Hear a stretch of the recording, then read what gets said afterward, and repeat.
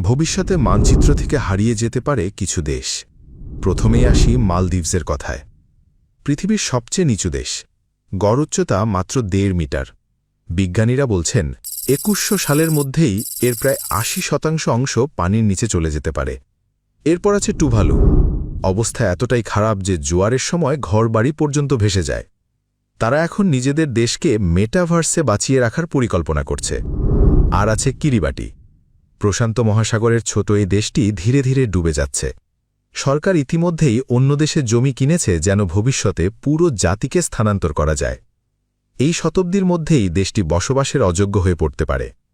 শুধু ছোট দ্বীপ না, ইউরোপের শক্তিশালী দেশ নেদারল্যান্ডসও ঝুঁকিতে। দেশটির 1/3 সমুদ্রপৃষ্ঠের নিচে। ড্যাম দিয়ে এতদিন বাঁচলেও ভবিষ্যৎ অনিশ্চিত।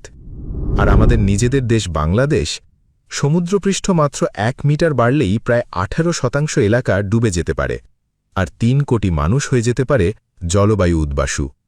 প্রশ্ন একটাই, আমরা কি এখনই সচেতন হব, নাকি অপেক্ষা করব মানচিত্র থেকে হারিয়ে যাওয়ার?